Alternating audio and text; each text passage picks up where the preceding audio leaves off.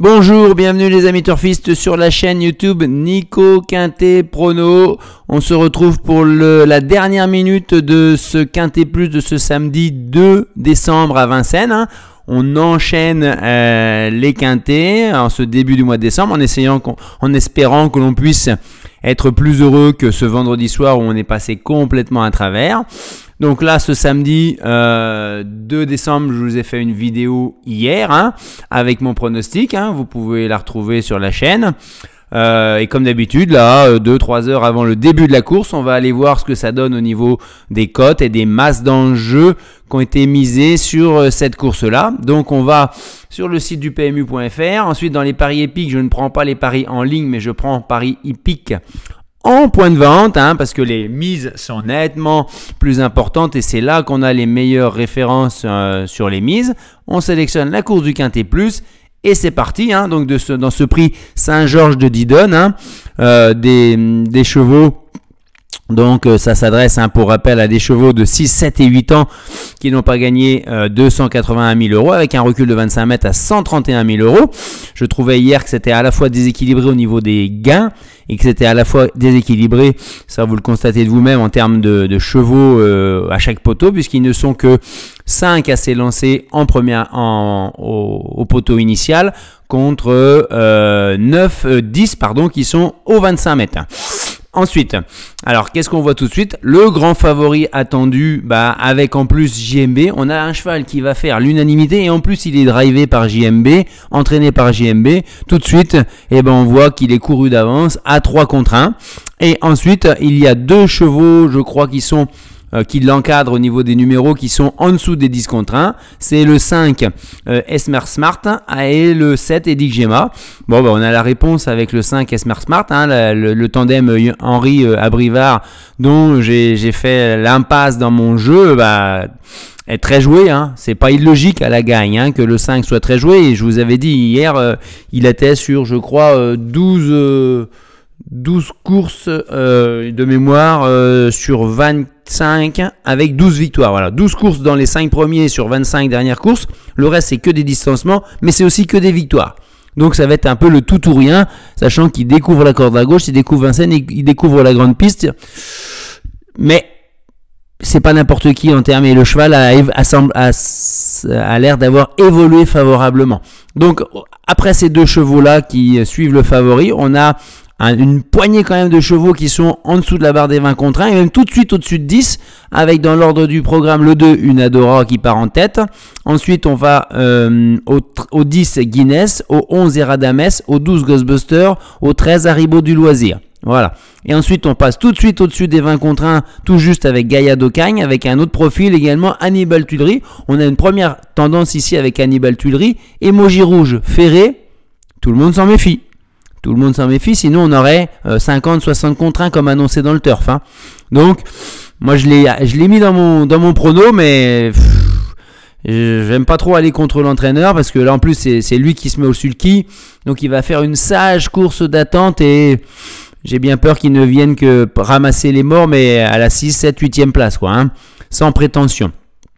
Et au-delà de ces chevaux à 20 contre 1, là, on a le 1 qui n'est pas complètement abandonné. Et ensuite, on a les 3 fantômes que je vous ai annoncés, le 3, le 4, le 8 et le 14. Voilà, le 3, le 4, je ne l'ai pas mis dans les fantômes, je l'ai mis, je crois, dans ma déception.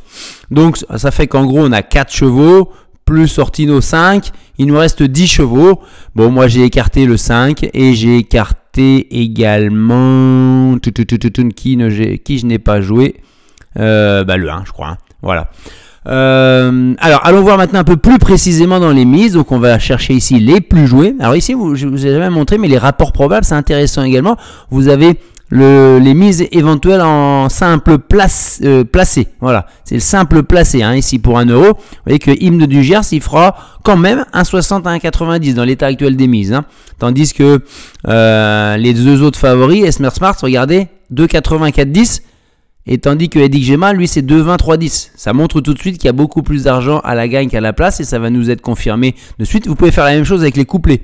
Regardez, vous mettez Hymne du Gers avec le 5, tout de suite, ça vous fait un couplet gagnant à 9 euros. Si on ne met pas le 5 et on met le 7, 6, 7, 7 euros. Voilà, donc ça veut dire que les couplets sont plus forts, sont plus joués avec 6-7 que 6-5. On a également d'autres choses. La répartition des enjeux ici, non, les plus joués, on peut trouver aussi en 2 sur 4. Vous voyez, ça confirme 6-7 d'abord, 6-5 ensuite, 6-11, 6-2. Vous voyez, c'est d'abord le 6 avec 7, 5, 11 et 2, et ensuite seulement les deux autres, 5, 7. Et de nouveau 6, 12, 6, 10. Donc ça montre quand même l'importance là des jeux. Alors les mises, ils sont importantes ou pas? On est tout juste à 100 000 euros gagnants, 150 000 placés, 1 200 000 au niveau du quintet. Je fais la vidéo un tout petit peu tôt, mais je pense qu'on va avoir des infos. Ici, on voit quoi?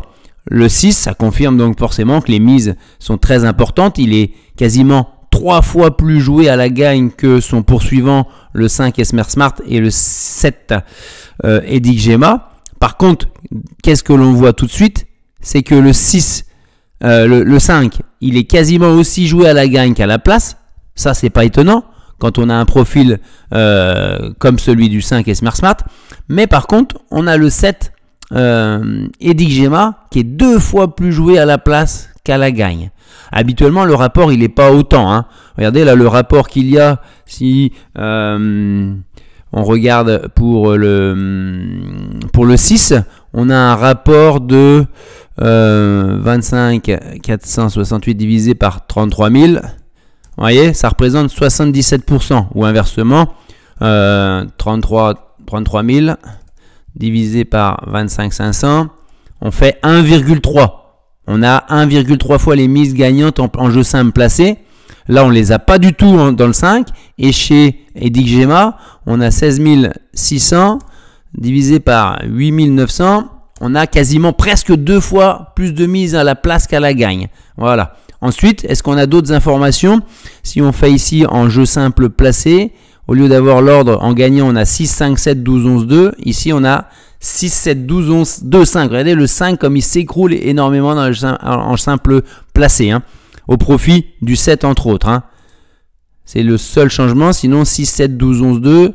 6, 7, 12, 11, 2. Voilà. Et donc là, ensuite, voilà, tout semble assez logique en proportion de mise, en niveau de mise. On a hormis ce 5 ici, effectivement. Je crois qu'il ne faut pas aller plus loin. Je ne vais pas vous faire patienter, vous faire languir plus longtemps. Vous comprendrez que mon choix en cheval de dernière minute, c'est la masse d'enjeu qu'on a sur le 7 Edic Gemma à la place. On semble vraiment compter sur une bonne place dans le trio pour le numéro 7 Edic Gemma. Donc ce sera donc ma dernière minute, le numéro 7 Edic Gemma, mené par Benjamin Rochard, Déféré des 4, Emojim vert de Marc Sassier. Après, je suis pas sûr qu'on ait un quintet plus qui soit très rémunérateur. On peut aller voir dans le tiercé quels sont non pas les plus joués, mais les répartitions des enjeux avec le cheval classé en premier. Et là, on s'aperçoit que, voilà, Hymne du Gers, c'est quasiment la moitié des tickets tiercé. Il est mis en premier par vous, par ailleurs. Hein. Et en quintet plus, on termine avec ça. Là, ici, il est joué en premier dans 47% des tickets de quintet plus. Donc, il est plébiscité. Quand on a ça comme probabilité, soit on joue comme les autres pour essayer de toucher l'ordre qui semble logique, on va dire, soit on spécule un petit peu, on vise des rapports un peu plus rémunérateurs, un peu plus spéculatifs, on prend un risque et on met le 6 battu dans nos tickets. Ça peut être intéressant de faire un ou deux tickets en mettant le 6 battu par qui? Pourquoi pas le 5? Pourquoi pas le 7? Voilà, ça ne devrait pas trop sortir de là à la lecture des cotes. Hein. Les amis, je suis en train de vous préparer, je vais la diffuser dans peu de temps. Voilà, ma vidéo pour le Quintet Plus de demain, le 3 décembre, la finale du GNT, où les chances de chaque cheval sont passées au crible. Donc n'oubliez pas cette vidéo, elle va partir dans quelques heures là pour la finale du GNT demain. Et tout ça, c'est sur Nico Quintet Prono. Abonnez-vous s'il vous plaît, mettez des pouces bleus, soyons de plus en plus nombreux, faites des commentaires, donnez votre avis. Et à très bientôt, bye bye.